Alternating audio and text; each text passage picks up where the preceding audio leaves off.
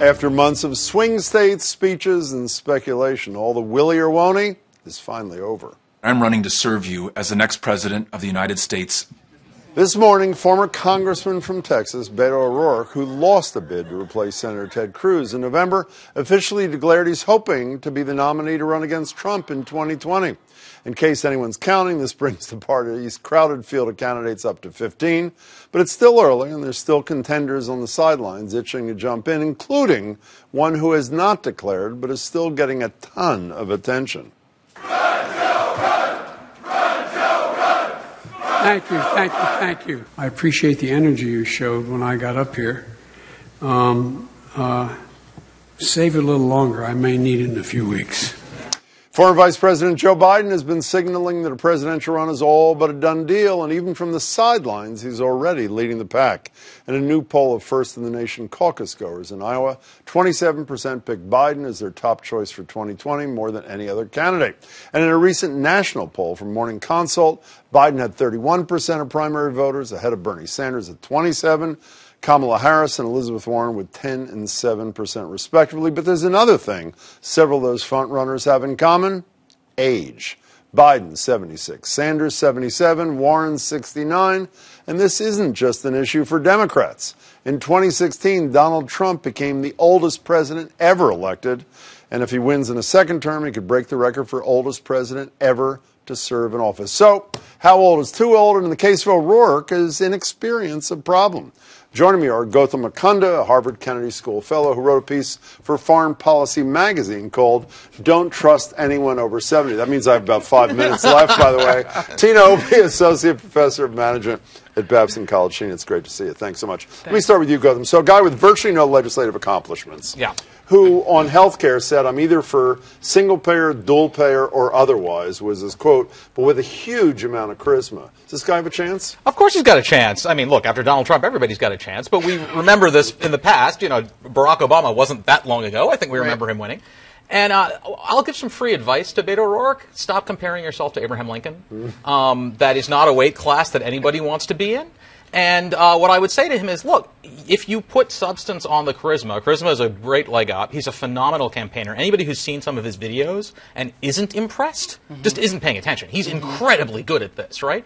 What distinguished Barack Obama is every one of my friends who work for Barack Obama said, and I mean with 100% uniformity, every one of them said that he was the smartest person they had ever met, and he knew more about every policy issue than every other person in the room. So if he can add that to the charisma, he's going to be fantastic. Are you on the same plane on this or no? I think Beto has a chance. I like Beto. I want to see some substance as well. I do think it's interesting to note, I'm a diversity scholar. I don't think a lot of women could have gotten away with this sort of, I'm going to travel through the country and examine myself and reconsider. I think there would have been some backlash. So I hope that he doesn't do too much more of that. But I do think that if he can show some substance, that he stands a good chance. Is 46 an asset, or I mean, there's the great moment in 1984 when Mondale kept hitting Reagan as too old. Reagan's brilliant line that everybody remembers. Here's Ronald Reagan.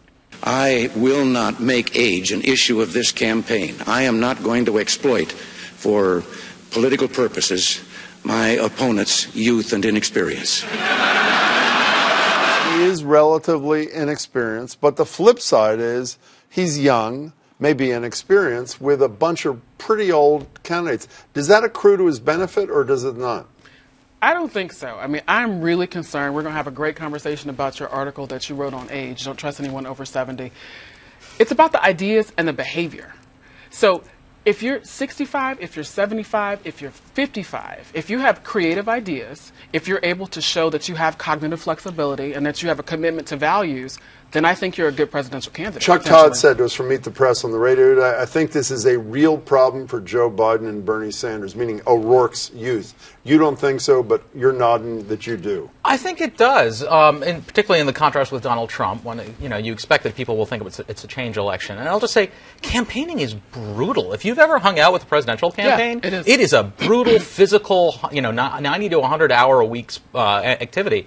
And, I'm 40. I think I'm in decent shape, but I don't have the energy level I did when I was 30. So older candidates have done it, though, right? Yeah, it's doable. I'm just saying it's an people advantage. in their 70s You made the same point Mark Regan made today on the radio, and Chuck Todd corrected her, so I'll correct you. She said Donald Trump did one event a day. He never, other than one night somewhere, he never slept in a bed that wasn't his back in New York. Yeah. So he knew how to ration his time and his energy. But that comes from experience, too, and wisdom. So I want to challenge you for a second, if I can. There was a great, I often talk about the politics of old age and how they play. Obviously, Bernie Sanders was in his 70s, and young people loved him in 2016. But there was a great piece in the Sunday Globe, not about the politics, but about the science, the cognitive decline, the memory loss, 1 in 6 over 80, which Sanders and Biden would both be pretty early in their term, early signs of dementia. That shouldn't be relevant to a voter? Well, see, listen, I think it's easy to look at these one-off situations. There is something in the Journal of Management, there's a meta-analysis, which means where they look at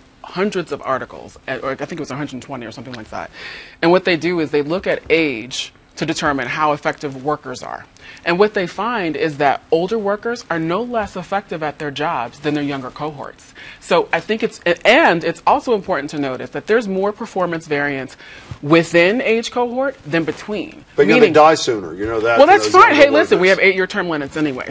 But I think it's really important to make sure that we're not confusing statistics here and that we're interpreting them properly. So what's the basic point you make in your piece? The problem with both of those arguments is that they are true for most jobs, but the presidency is not most jobs.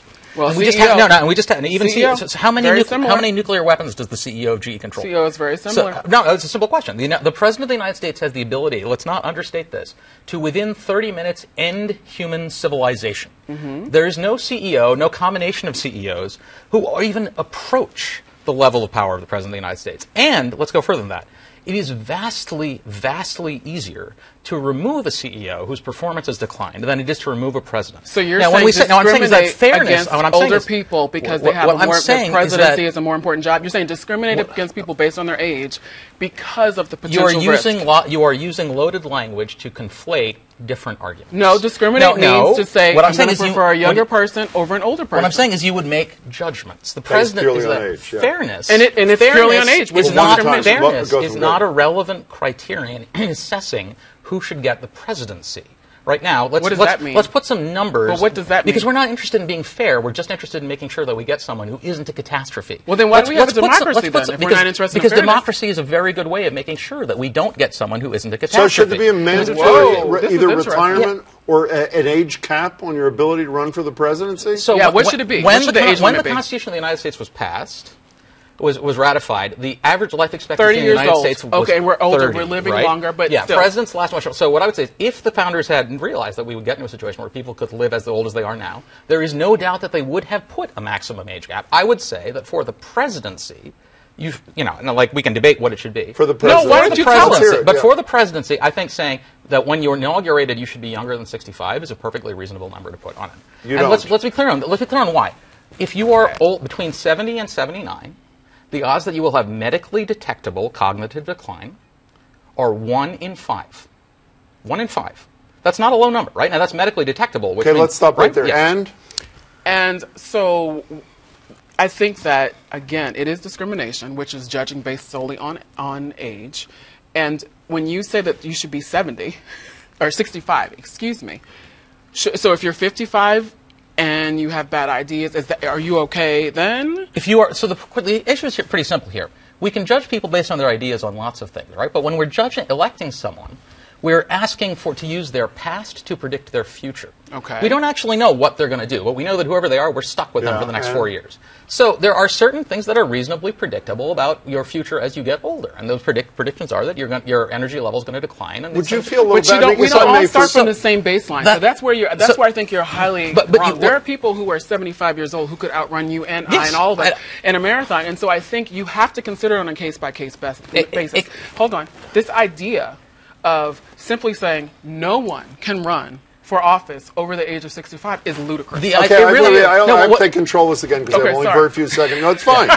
So would your concerns be assuaged? There was an Associated Press report about a month ago that said unconfirmed, Biden and Beto were talking about a ticket Biden at the top, Beto at the bottom. Would that make you feel a little bit better? It wouldn't. Why not? Because we have long histories of presidents who are completely incapacitated. Woodrow Wilson's wife ran the country for more than a year, right? Yeah. Who are completely medically incapacitated. Nonetheless, the staff and the people around them block the vice president from taking over. The vice president doesn't help in this situation. We need to have certainty that we have a president who is capable of doing the job. You have the last 15 seconds. Those are the issues that we need to address, not the age of the president, because I think that it is ageism is wrong. There's plenty of social science research which shows that it is unwarranted, and I think that the ideas and the creativity of both older and younger people should be considered when people are Let's do this about office. 20 more times before Election Day. Nice to see Thanks, you, Jim. Tina. Gautam, thank you so much. Appreciate your time.